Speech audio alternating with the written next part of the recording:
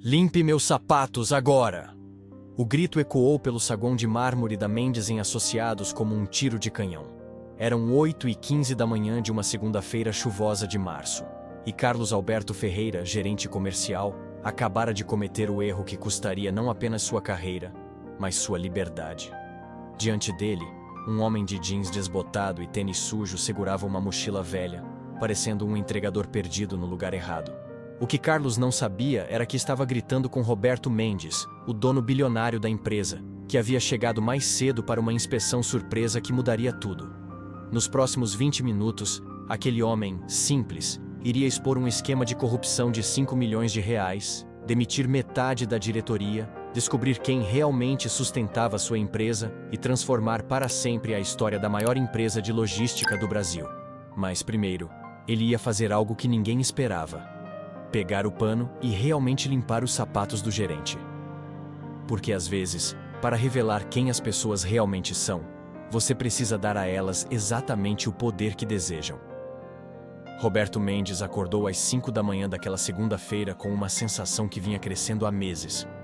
Alguém estava sabotando sua empresa por dentro. Aos 52 anos, ele havia construído um império de logística que movimentava 3 bilhões de reais por ano. Empregava 12 mil pessoas e tinha filiais em 17 estados. Mas nos últimos 6 meses, algo estava muito errado. Os sinais eram sutis no início. Contratos importantes perdidos sem explicação clara. Funcionários antigos e competentes pedindo demissão repentinamente. Atrasos inexplicáveis em entregas que nunca falhavam. Reclamações de clientes sobre cobranças abusivas que não constavam no sistema oficial. Maria, ele disse para a esposa, enquanto trocava o pijama de seda por um jeans desbotado e uma camiseta simples: preciso ver com meus próprios olhos o que está acontecendo. Maria Mendes, casada com Roberto há 25 anos, conhecia aquele olhar determinado. Você vai fazer aquela loucura de se disfarçar de novo? Não é loucura, é investigação de campo. Roberto havia começado como entregador de moto aos 17 anos. Conhecia cada rua de São Paulo, cada truque para driblar o trânsito, cada esquema que pode existir numa empresa de logística. Agora, suspeitava que alguém estava usando esse conhecimento íntimo contra ele. Na última vez que você fez isso, descobriu que o Augusto estava desviando combustível, Maria lembrou. Desta vez, tenho certeza de que vai encontrar algo muito pior. Ela estava certa. Roberto sentia nas entranhas que esta investigação seria diferente. Por que Roberto tinha tanta certeza de que encontraria algo pior desta vez? O plano era simples, mas arriscado. Chegar na empresa às 8 da manhã, fingindo ser um entregador terceirizado, e observar como os funcionários se comportavam quando pensavam que o chefe não estava por perto. Ele havia preparado documentos falsos, uma mochila velha com encomendas fictícias e até mesmo uma moto emprestada do porteiro do seu prédio. Estacionou a Honda CG 125 vermelha na área dos entregadores. Colocou a mochila nas costas e respirou fundo. 25 anos depois de ter saído daquele mesmo estacionamento como funcionário, estava voltando como dono disfarçado. A primeira coisa que notou foi o segurança da portaria. Antônio, um senhor de 60 anos que trabalhava ali há 10 anos, nem levantou os olhos do celular quando Roberto passou. Isso era estranho. Antônio sempre cumprimentava todo mundo, especialmente entregadores, porque conhecia a importância deles para o funcionamento da empresa. Porque um funcionário conhecido por sua cordialidade ignorou completamente um entregador. Roberto entrou pelo hall principal e imediatamente sentiu que o ambiente estava diferente. O saguão da Mendes em Associados era seu orgulho. Piso de mármore travertino importado, plantas tropicais cuidadosamente selecionadas, uma fonte de água no centro com jatos sincronizados e quadros nas paredes com os valores da empresa: respeito, integridade, excelência e dignidade humana. Mas observando os funcionários passando apressados, Roberto percebeu algo que nunca havia notado do alto do seu escritório no 15º andar. As pessoas pareciam tensas, evitavam contato visual entre si, falavam em sussurros e várias vezes olhavam nervosamente em direção às escadas que levavam aos andares administrativos. Por que os funcionários pareciam com medo na própria empresa? Foi então que viu Carlos Alberto Ferreira descendo a escada principal como se fosse o dono do lugar. Carlos Alberto Ferreira era, no papel, o funcionário modelo da Mendes em Associados. 42 anos, formado em administração pela Fundação Getúlio Vargas, pós-graduação em logística internacional, 3 anos como gerente comercial, responsável por uma carteira de clientes que gerava 200 milhões anuais em faturamento. No papel. Na prática, Roberto havia começado a notar algumas inconsistências perturbadoras nos últimos meses. Carlos fechava contratos grandes demais para seu nível hierárquico, sempre sem passar pela aprovação da diretoria. Tinha um padrão de vida visivelmente acima do salário. Carro importado, apartamento na Barra da Tijuca, roupas de marca, viagens internacionais constantes.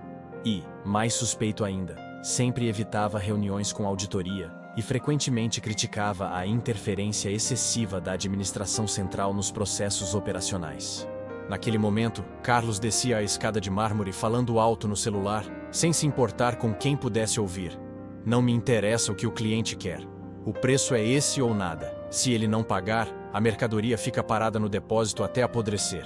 E se reclamar, cancela o contrato dele. Roberto franziu o senho. Aquele não era o tom que esperava de um gerente falando com um cliente.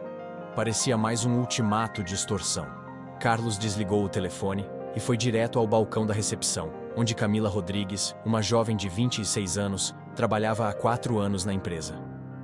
Camila, onde estão os comprovantes de entrega de ontem? Carlos perguntou, com um tom que não era uma pergunta, mas uma ordem disfarçada. Bom dia, Carlos. Camila respondeu educadamente, forçando um sorriso. Estão na sua mesa, como sempre deixo todas as manhãs. Não estão não, e não me venha com essa voz de dondoca. Você acha que está em concurso de Miss? Vai buscar agora e para de me fazer perder tempo. Roberto viu Camila engolir o constrangimento e sair praticamente correndo.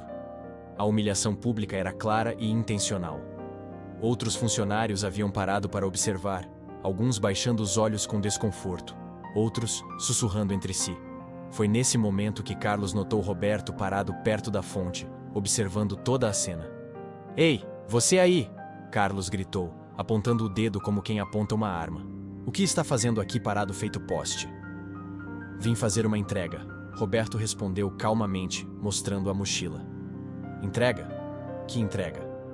Ninguém me avisou de entrega hoje. E desde quando o entregador fica passeando pelo saguão principal?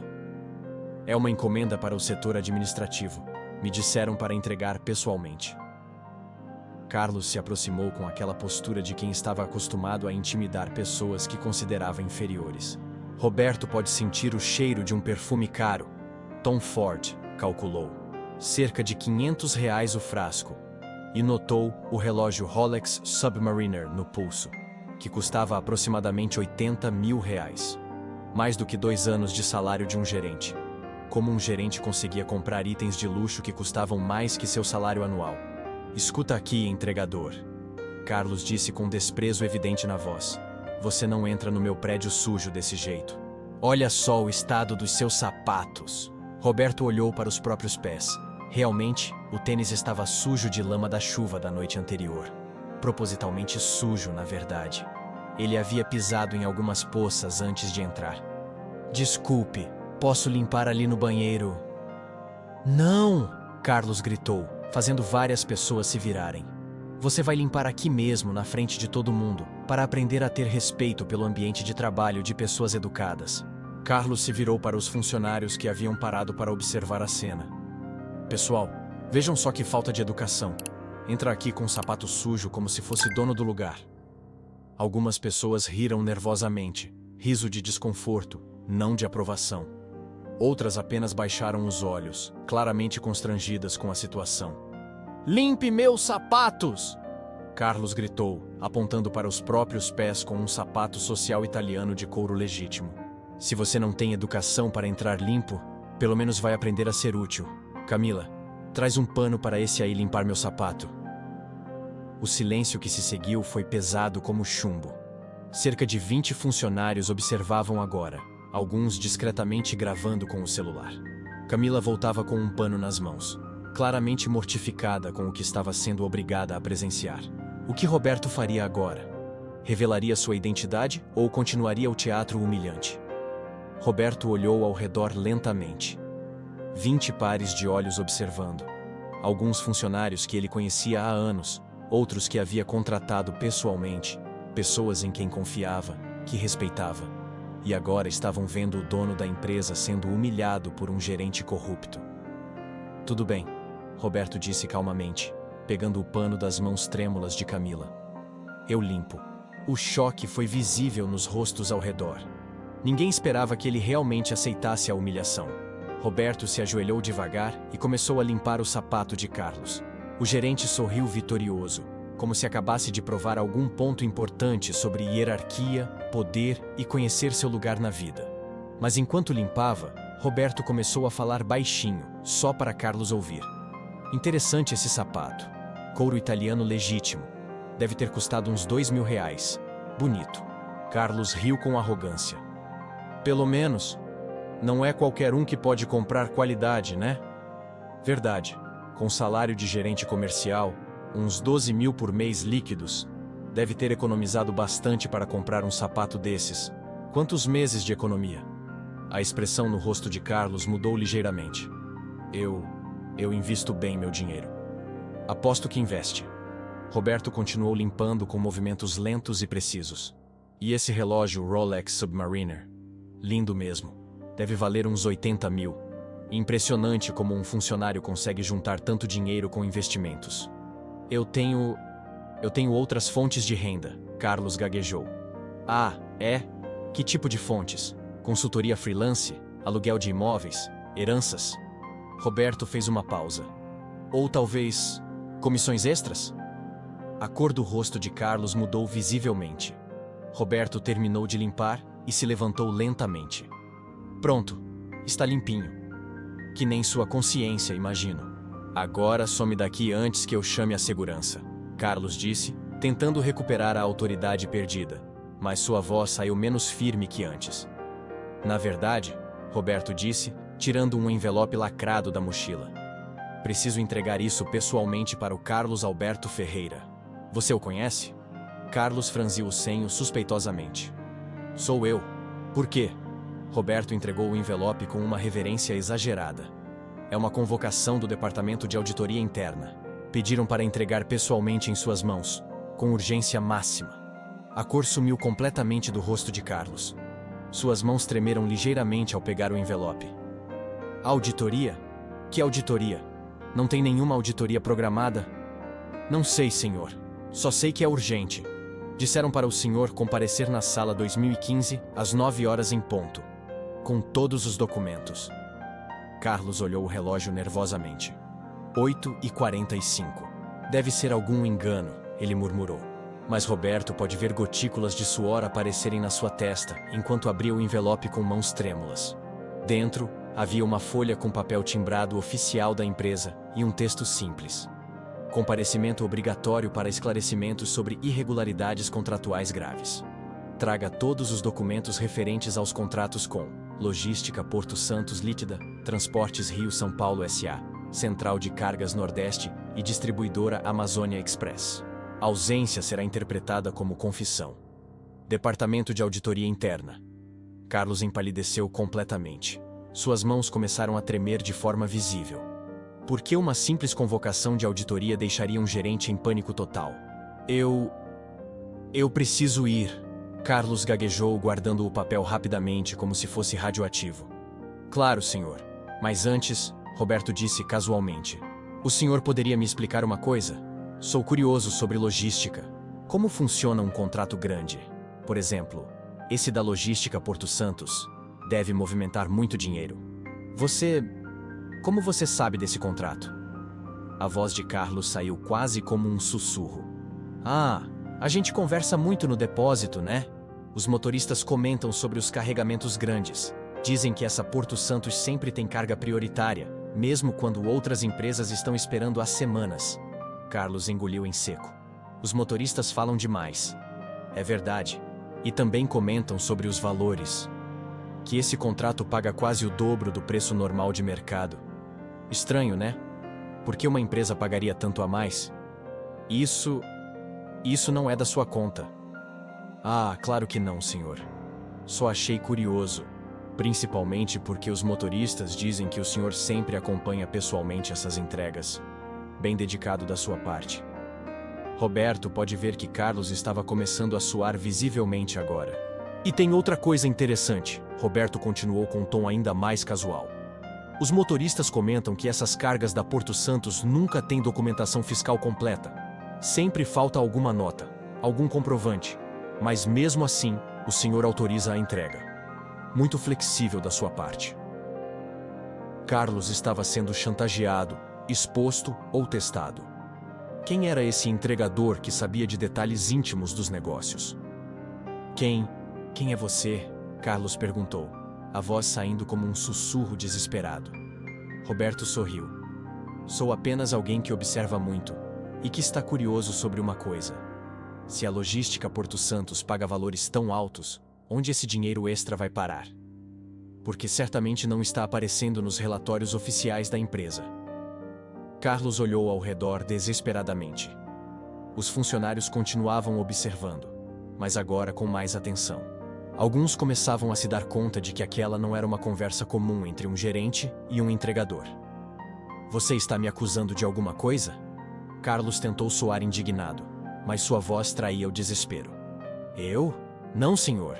Sou só um entregador curioso. Mas já que o senhor perguntou... Roberto tirou outro papel da mochila. Aqui tem uma coisa interessante. É um relatório que alguém deixou cair no depósito. Mostra que nos últimos 6 meses, 4 empresas fantasmas receberam favores no valor total de R$ 5.200.000. Carlos tentou pegar o papel, mas Roberto o afastou. Calma, senhor. Tem mais. Esse mesmo relatório mostra depósitos misteriosos em 3 contas no exterior. Depósitos que coincidem exatamente com as datas dos favores dados a essas empresas fantasmas. Que coincidência incrível, não é? Isso é mentira. Falsificação. Pode ser, senhor. Mas tem uma coisa que não é mentira. O padrão de vida do senhor mudou drasticamente nos últimos 6 meses.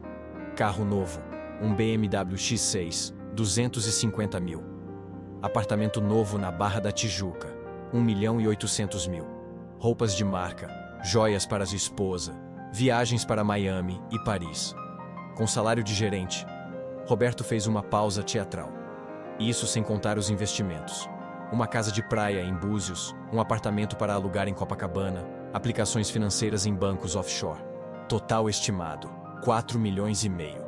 Muito impressionante para alguém que ganha 140 mil por ano. A essa altura, Carlos estava visivelmente tremendo. Suor escorria pela sua testa, manchando a camisa social italiana. O que você quer? Carlos perguntou baixinho, derrotado. Quero? Nada, senhor. Só estou fazendo meu trabalho de entrega. Que trabalho? Você não é entregador nenhum. Roberto riu. Não sou? Então o que eu sou? Você é da Polícia Federal? Polícia Federal? Por que eu seria da Polícia Federal? Ou da Receita? É da Receita, não é? Carlos, Roberto disse, usando o nome dele pela primeira vez. Você está muito nervoso. Quer sentar um pouco? Não, quero saber quem você é. Agora! A essa altura, mais funcionários se aproximaram. A comoção estava chamando a atenção de todo o andar térreo. Roberto pode ver rostos conhecidos na multidão. Mariana do financeiro, João da logística, Sandra do RH, Antônio da segurança. Pessoas que trabalhavam na empresa há anos e que ele conhecia pessoalmente. Tudo bem, Roberto disse calmamente. Já que o senhor insiste, eu sou investigador particular. Carlos respirou um pouco aliviado. Investigador? Quem te contratou? Isso é confidencial, senhor. Mas posso dizer que alguém muito próximo à alta diretoria da Mendes em Associados suspeita que há irregularidades gravíssimas acontecendo aqui. Que tipo de irregularidades? Corrupção ativa e passiva, lavagem de dinheiro, favorecimento ilegal de clientes fantasmas, sonegação fiscal, formação de cartel, estelionato. Roberto fez uma pausa dramática. Crimes que podem levar a 20 anos de cadeia. Carlos estava tremendo visivelmente agora. Mas olha, Roberto continuou. Não sou eu quem decide o que fazer com essas informações. Sou apenas um investigador. Meu trabalho é coletar evidências e entregar para quem me contratou. O que você quer em troca do seu silêncio? Roberto estava pedindo propina ou armando uma cilada maior? Roberto fingiu pensar por um momento. Bem, já que o senhor perguntou de forma tão educada depois de me fazer limpar seu sapato na frente de todos, talvez a gente possa fazer um acordo. Que tipo de acordo? Primeiro, o senhor vai me contar exatamente como funciona o esquema. Todos os detalhes. Quem mais está envolvido, como o dinheiro é dividido, há quanto tempo isso acontece, quem são os clientes reais por trás das empresas fantasmas. Carlos olhou ao redor. Agora havia cerca de 40 pessoas observando, incluindo outros gerentes que haviam descido para ver o que estava acontecendo. Não posso falar isso aqui. Pode sim, senhor. Ou o senhor fala aqui, na frente dos seus colegas que o senhor humilha todos os dias. Ou eu entrego essas evidências diretamente para a Polícia Federal ainda hoje. Você não pode fazer isso. Posso sim. Na verdade, já marquei uma reunião para as 11 horas. A menos que o quê? A menos que o senhor colabore totalmente. Confesse tudo. Devolva todo o dinheiro roubado e implique todos os outros envolvidos. Carlos ficou em silêncio por um longo momento, calculando suas opções. Todas ruins. E se eu fizer isso? Se o senhor fizer isso, talvez a pessoa que me contratou considere não envolvê-lo criminalmente. Talvez aceite apenas uma demissão por justa causa e a devolução integral do dinheiro. O silêncio era absoluto. 40 pessoas segurando a respiração. Carlos respirou fundo, olhou para o chão, depois para os colegas que o observavam. Quando começou a falar, sua voz era quase um sussurro. A Logística Porto Santos não é uma empresa real. É uma empresa fantasma criada para lavar dinheiro de políticos e empresários. Um murmúrio chocado atravessou a multidão como uma onda. Continue, Roberto ordenou. Eu criei contratos falsos. Serviços que nunca foram prestados. A empresa paga valores altos para a Mendes em Associados, mas na verdade está apenas movimentando dinheiro sujo. As pessoas ao redor estavam claramente chocadas. Várias gravavam com o celular. E quanto o senhor recebe por isso? 10% de cada transação. Que nos últimos 6 meses deu quanto? Carlos engoliu seco. 520 mil reais. Gaspes audíveis da plateia. E quem mais está envolvido? Carlos hesitou, olhando ao redor como um animal encurralado. Fala! Roberto gritou pela primeira vez. Júlio Andrade, do financeiro. Ele aprova os pagamentos fictícios. Recebe 5%. Quem mais? Marina Santos, do jurídico. Ela elabora os contratos falsos e cria as empresas fantasmas. Recebe 3%. Mais alguém? Ricardo Tavares, da auditoria interna. Ele falsifica os relatórios para esconder as irregularidades e impede investigações. Recebe 5%. E na direção? Carlos hesitou mais uma vez. Na direção, Roberto gritou. Augusto Silva, diretor de operações. Ele protege o esquema e indica novos clientes. Recebe 15%. O choque foi total. Augusto Silva era considerado o braço direito de Roberto, um homem de confiança há 15 anos. Roberto caminhou lentamente em direção ao centro do saguão. Todos os olhos estavam nele. Pessoal, ele disse em voz alta e clara. Vocês acabaram de presenciar algo histórico. A confissão completa de um esquema de corrupção que quase destruiu esta empresa e roubou o futuro de todos vocês. Ele se virou para Carlos. Mas tem uma coisa que o senhor ainda não entendeu, Carlos. O quê? Roberto tirou a carteira do bolso e mostrou um documento plastificado. Eu não sou investigador particular. Carlos franziu o senho, tentando ler o documento. Eu sou Roberto Mendes, o dono desta empresa. O silêncio que se seguiu foi ensurdecedor. Carlos ficou tão pálido que parecia que ia desmaiar. Várias pessoas na multidão cobriram a boca com as mãos em choque. Isso é impossível. Roberto Mendes é... Você não pode ser. Posso sim. E sou. Roberto se virou para a multidão. Pessoal, quero que todos vocês sejam testemunhas do que aconteceu aqui hoje.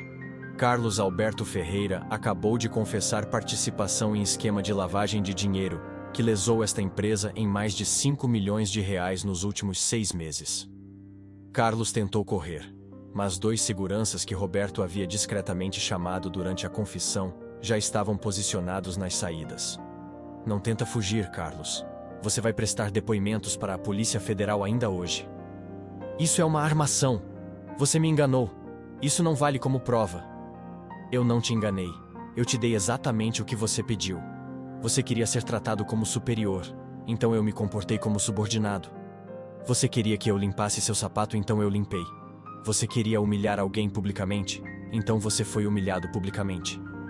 Roberto se virou para os funcionários chocados. Quero que todos vocês entendam uma coisa. Esta empresa foi construída com base no respeito mútuo. Não importa se você é CEO ou faxineiro, presidente ou entregador. Todos merecem dignidade e respeito. Ele apontou para Carlos, que estava sendo algemado pelos seguranças. Este homem esqueceu disso. Achou que cargo lhe dava direito de humilhar outros seres humanos. Hoje ele descobriu que estava errado. Nas horas seguintes, a Mendes em Associados virou um cenário de filme policial. A Polícia Federal chegou com mandados de busca e apreensão. Computadores foram lacrados, documentos foram recolhidos, depoimentos foram tomados. Júlio Andrade foi preso em casa tentando queimar documentos no quintal. Marina Santos se entregou voluntariamente no final da tarde, chorando e pedindo perdão. Ricardo Tavares tentou fugir para o Paraguai, mas foi interceptado no aeroporto de Guarulhos com uma mala cheia de dólares.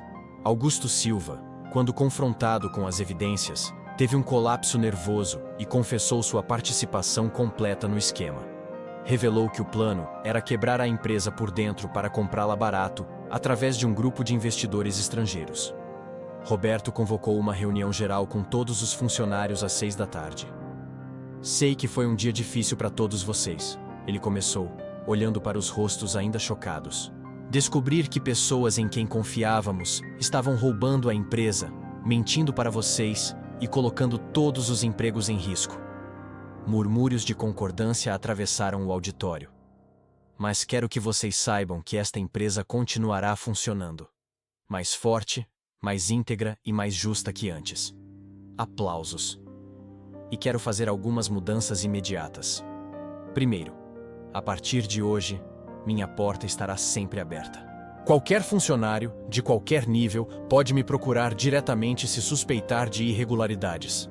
Mais aplausos.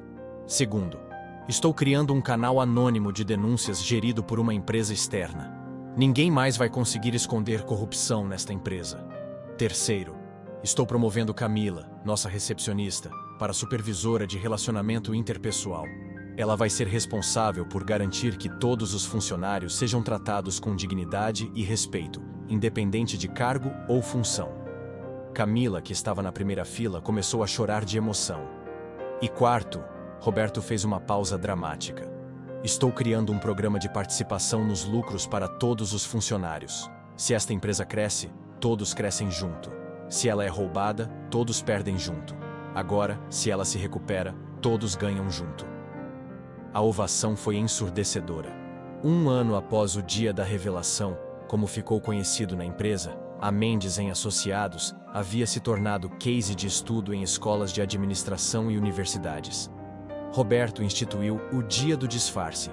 Uma vez por mês, ele e outros executivos se vestiam como funcionários comuns e circulavam pela empresa observando o comportamento geral, sempre respeitosamente. Nunca para pegar ninguém em flagrante, mas para entender melhor a realidade operacional. Carlos Alberto foi condenado a 12 anos de prisão e perdeu todos os bens adquiridos com dinheiro ilícito. Júlio pegou 8 anos, Marina 6 anos, por colaborar extensivamente com a justiça, Ricardo 10 anos e Augusto Silva 15 anos, por ter sido o mentor intelectual do esquema. O dinheiro recuperado, quase 8 milhões de reais, foi usado para criar um fundo de auxílio para funcionários em dificuldades financeiras, reformar completamente as instalações da empresa e implementar o programa de participação nos lucros. Camila se tornou uma das executivas mais respeitadas da empresa, conhecida por sua capacidade de identificar e resolver conflitos interpessoais antes que se tornassem problemas maiores. E Roberto? Roberto continuou fazendo suas inspeções disfarçadas regularmente, mas nunca mais precisou limpar o sapato de ninguém, porque agora todos na empresa sabiam que o verdadeiro poder não vem de humilhar outros, mas de elevá-los. A frase que ficou gravada em bronze na entrada da empresa resume tudo. Trate cada pessoa como se ela fosse o dono da empresa disfarçado, porque nunca se sabe quando ela realmente é. E você? Já passou por alguma situação onde foi julgado pela aparência? Ou já presenciou alguém sendo humilhado por sua condição social? Como você reagiu? Conta aqui nos comentários sua experiência com preconceito e como essa história te fez refletir sobre o poder que exercemos sobre outras pessoas no dia a dia. Se essa história te impactou, compartilha com alguém que precisa aprender que respeito não é questão de hierarquia, é questão de humanidade. Porque no final das contas, todos nós somos iguais quando tiramos as máscaras sociais. E você nunca sabe quando a pessoa que está humilhando hoje pode ser quem decide seu futuro amanhã. A verdadeira liderança se mede não por quantas pessoas estão abaixo de você, mas por quantas pessoas você ajuda a subir. Fim.